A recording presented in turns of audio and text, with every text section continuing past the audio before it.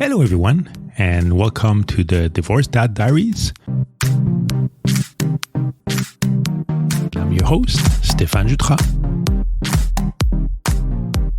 So this week, I decided to talk about a topic that was talked about a little bit in a previous episode. I think it was when I talked about quarantine and the custody, and also throughout, I guess, every episode, when I talk about kids and what's involved with them, I always add my little comments to it.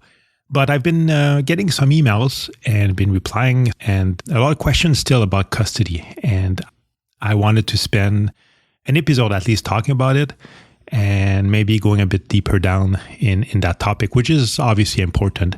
I mean, when you go through a divorce, we all know that, having kids really makes a huge difference. It doesn't make it necessarily harder or easier, but it's something that has to be taken into consideration. I mean, a lot of things are done for the kids and about the kids. So I said, you know what? Let's do a quick episode on custody and what do we do with the kids once we decided that we'll separate or divorce. What happens with the kids? So like I said, I got a bunch of questions about that, and it's not easy and there's no definite answer. I think like any other topic that I've talked about, it really depends on the relationship you have with your ex-partner. So really it starts with that. I mean, the better the relationship is, the easier it is.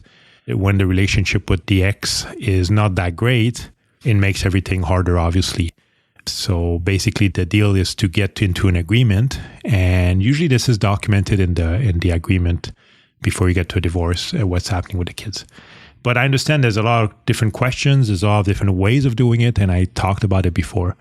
So let's go with a couple of questions I got, and I thought it will be useful to all of you guys out there. The first question is, what should I ask for custody? I mean, that's always something that comes up. We've been married or together for a while. We have a few kids, even if it's one kid. I mean, what do I do? What do I ask? What should I ask for custody? What am I allowed to ask? I guess the answer on that one is not obvious. I mean, there's a lot of things you can ask as long as the two parents agree upon it. I mean, it could basically be full-time with either parent or 50-50 or a day a weekend every month. So it really goes down to what is agreed upon between the two parents. So, and what also does what is agreed between the parents. But I think even before that, the important question to ask yourself is, what do you want? What type of custody do you want? So I think that's important. I mean, you have to look at the kids, I guess, your time, and bottom line, what do you want? The other question you have to ask too is also what the kids want. I think it's important to get their feedback on that as well. So with all that kind of mixed up together, you try to come up with an agreement on how this can be done. So obviously, I mean, the first thing when you get a separation, it was the same thing for me, right? I wanted to have my kids as much as possible at the beginning. So if I could have had them full time, I would have said, yes, that's what I want. But often it's not possible. And my personal opinion on this one is, I think the kids should spend, a decent amount of time with both parents. If it's not equal amount of time with both parents, I think it's important that both parents are involved in the kid's life. That said, it's not always possible. So that's why you kind of have to look at other options. The thing I've seen too, like I said, there's a lot of different agreement, full-time, either parent or 50-50. And the 50-50 can be like 1 week is one parent, the other week is the other parent. So you switch back and forth. Sometimes it's 2 weeks. And sometimes I've seen other weird. It's not weird. If you agree both sides is okay. But sometimes there's a bit more complex agreements, like you spend, 2 days here, 3 days there, 2 days here, 3 days there, which is okay, but it makes the coordination and school and all the activities a bit more difficult because it's kind of alternating, and also it's not always the same days that you have the kids. So it might make it a bit harder to plan for that side. So that's why I think, when you go 1 week or specific days, it might be like Monday, Tuesday, Wednesday, it's me, and Thursday, Friday, Saturday, Sunday, it's you. That makes it a bit easier because at least those are predetermined days, and you can actually plan around that. And also for you and for the kids as well, they can plan on their side too, and they know which days they're with you and which days they're with the other parent. Which brings me down to, first thing, you want to know what you want, but also I think it's important to talk to the kids, or at least think about the kids and not to be too selfish. For me, for example, in my schedule, maybe having them 1 day, 2 days there, 3 days back, and 2 days there is nice. But I have to think about the kids, how difficult it would be for them to go back and forth. Because at the end of the day, I just have to pick them up, but they have to go back and forth. And that's a big problem. I think if you guys listen to my interviews with my kids, they both mentioned that, and especially my son, that was a big thing, going back and forth. And obviously, the shorter the period is at one parent, you're always kind of struggling to make sure you have everything. And the back and forth becomes really a pain for them.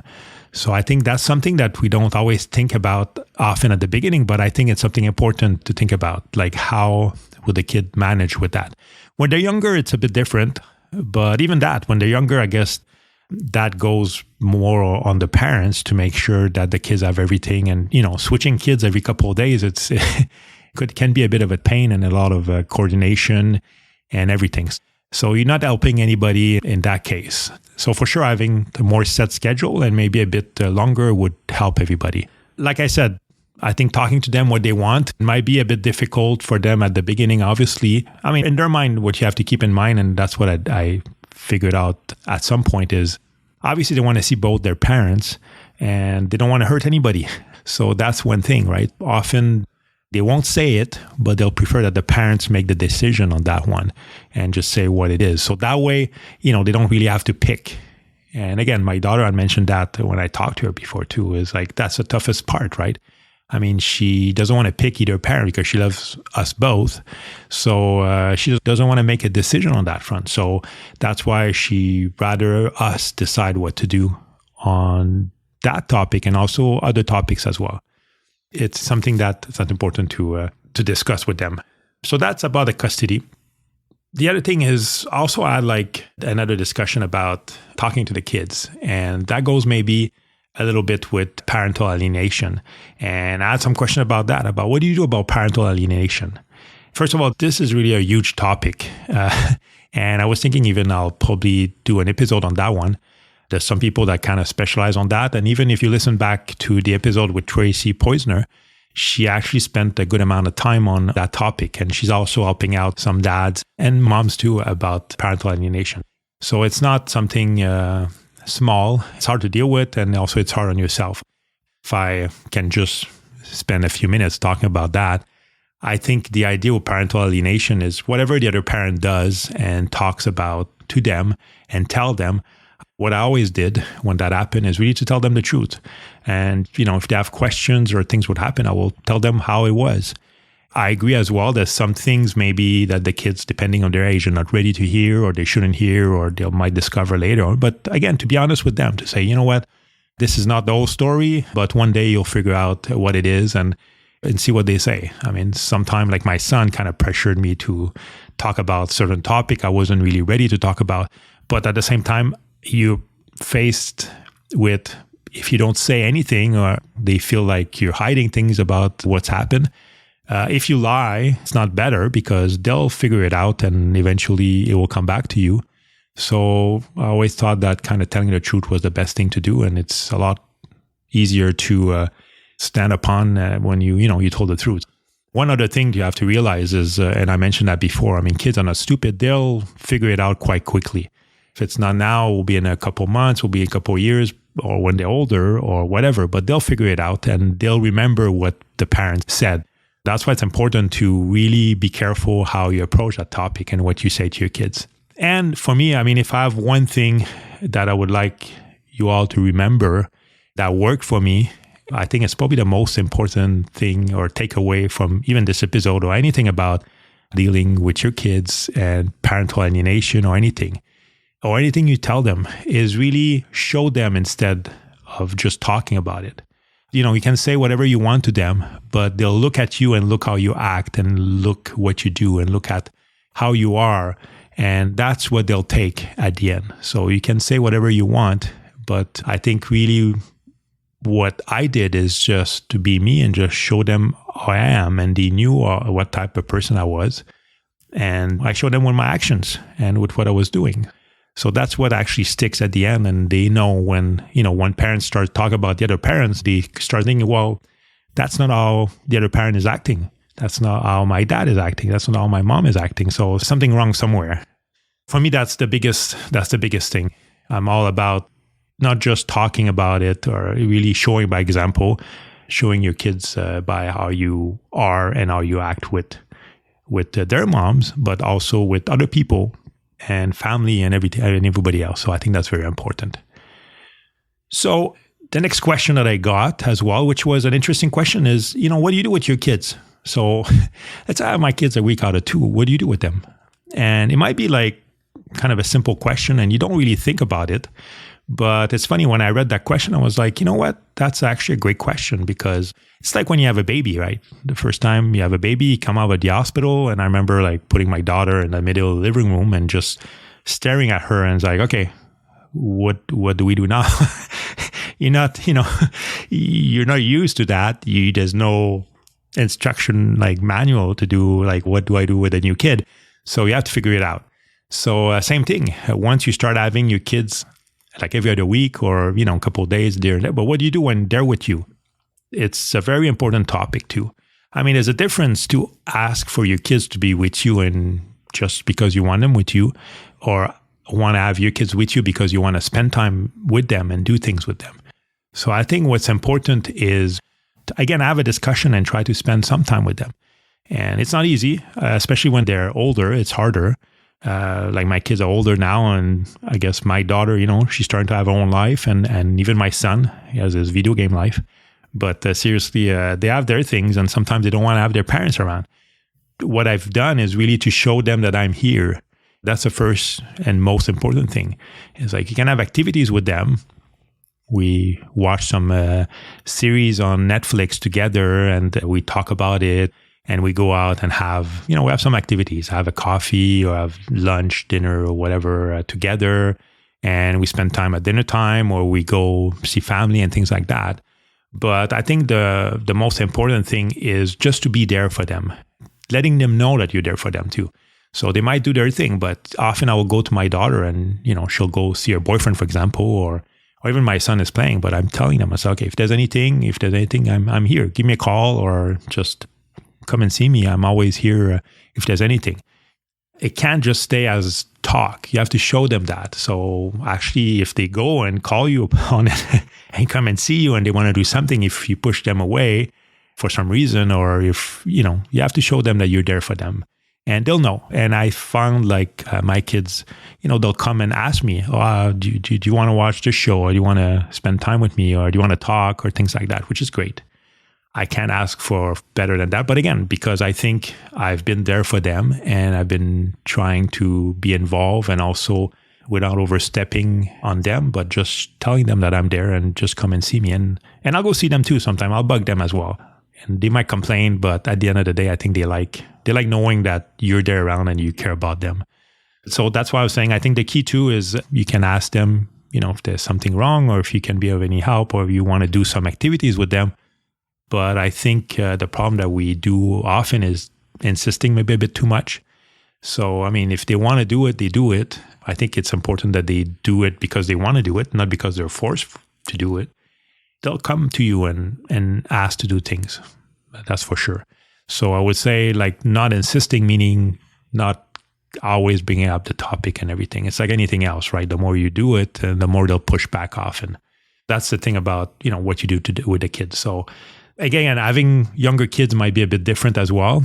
Younger kids a bit easier, I guess, because basically their parents are their lives. So you play with them and you take care of them, and everything you do, they're basically with you when they're younger.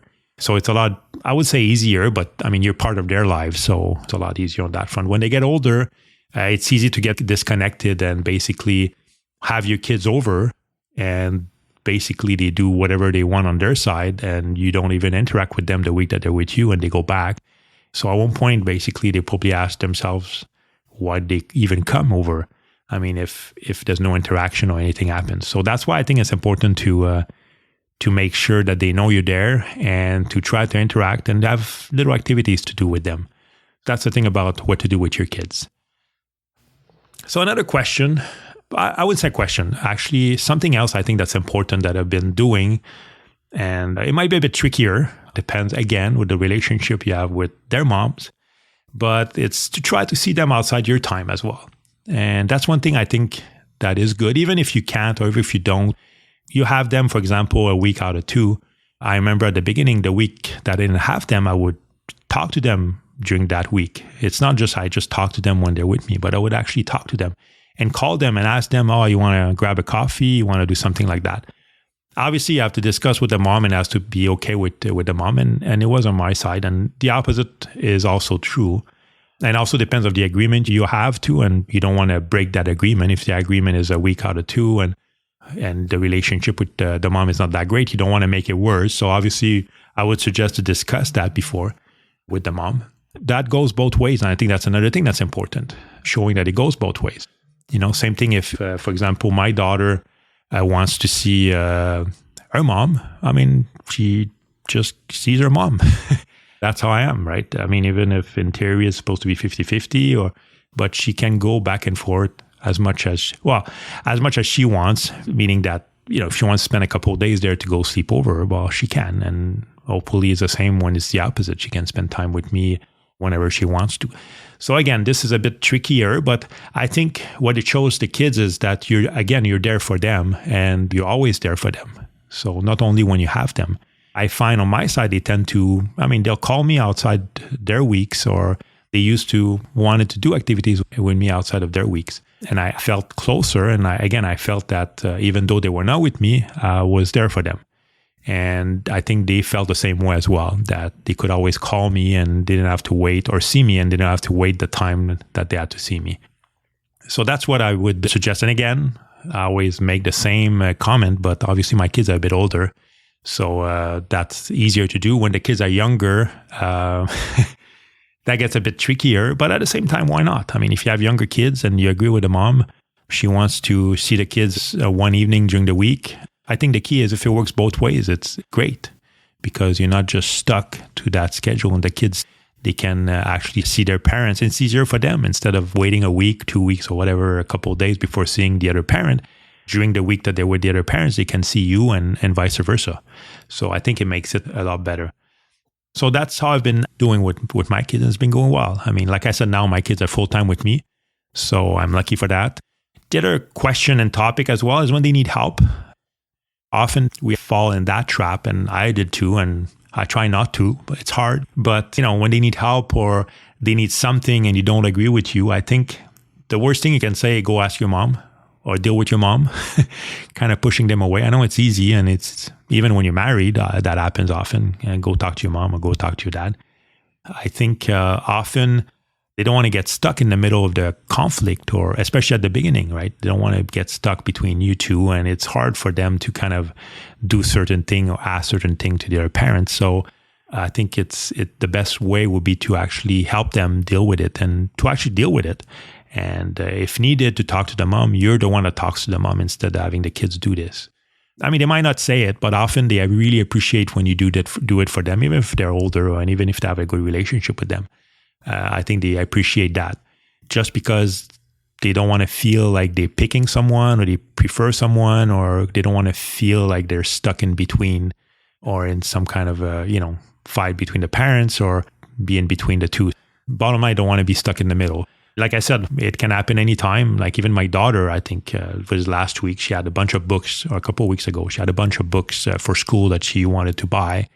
And I know she was asking about basically helping out to pay her books. And I was like, well, I paid the school and I paid most of the things for my daughter. And I'm like, well, it would be nice because I'm giving my ex some money for my kids. So I said, oh, maybe your mom could pay for that, right? But I could see in her eyes, I could have said easily, like, go ask your mom and see if he can give you money. Obviously, money is always a touchy subject, but I could have said that. But instead, I asked her, do you prefer that I talk to her or you want to talk to her? So she told me, yeah, you know what? Maybe I prefer you talk to her. I could feel she didn't want to get stuck in between, and she knows money is a touchy subject.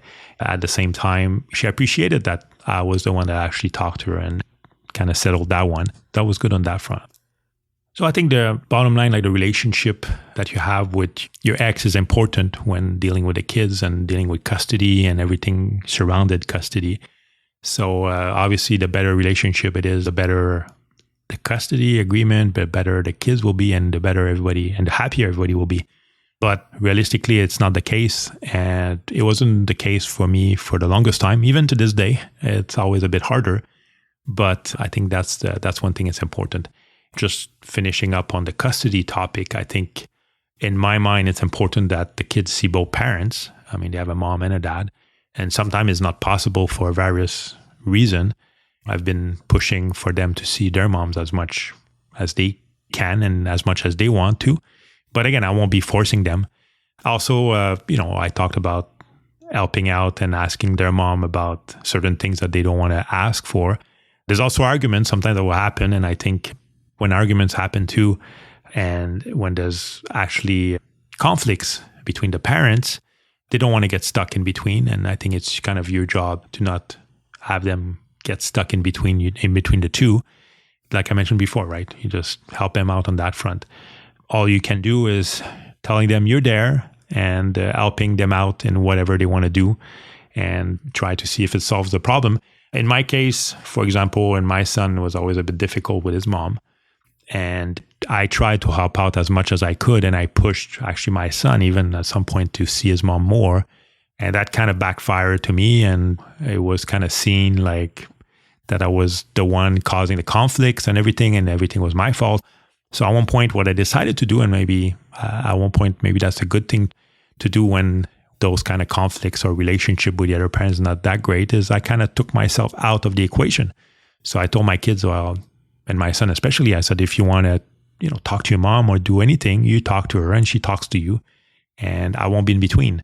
If you need me, I'm there though, and I always ask about it. But as far as going there and the relationship and everything else, well, I think it was the best decision I made. That way now they're talking, I guess, between them. And if my son needs anything, he'll come and see me, or if he's frustrated or if something doesn't work or whatever, he'll come and see me. But at least now I'm not stuck in between. And that actually calmed a bit of tension between me and his mom, which is great. So that's how I kind of managed that situation with the relationship that's not that great with his mom, and that hopefully can help as well with the other parent. But again, they're older and they can do this. When they're younger, obviously you have to take the fight for them, and they can't really do that and pick whatever they want to do. I mean, they're too young to understand. So the decision, I mean, you have to be involved. So you can't just leave a 4-year-old just talking with the other parent, obviously. So you have to be there and manage it, which makes it much more difficult. So I think that's it for this week. Again, another topic that comes back often, and I think I could have talked about it for a lot longer, and probably have other episodes brushing on the topic again, and if I get ever other questions. Thank you again for the emails and the questions. I think it's great that it kind of makes me think about the topic as well, and also it's nice that I can share with all of you on this one. If ever you have any questions on this, please don't hesitate. A few of them already did, and it's always a pleasure. So don't hesitate to email me with your questions. And like I said, sometimes I read those questions like, it would be a great topic for an episode. I answer them, but at the same time, I get in front of a microphone and record an episode for you all. So please feel free to let me know. And even some topics, if you want to know about something specific or talk about something specific, I can do the research for you and actually make an episode on it. So I hope this was helpful. And if you have any question, please feel free to reach out to me. You can go on my website at www.TheDivorcedDadDiaries.com, and you can send me an email at TheDivorcedDadDiaries@gmail.com. And I can also be reached through Instagram as well, The Divorced Dad Diaries. You can find me there. There's a bunch of people there, and that's, again, where I'm the most active. And Facebook group as well, and Twitter. So all that is on my website. So if you go on the website, you can find that, no problem. That said, I hope you have a great week, and you all stay safe, and we'll talk soon. Bye-bye.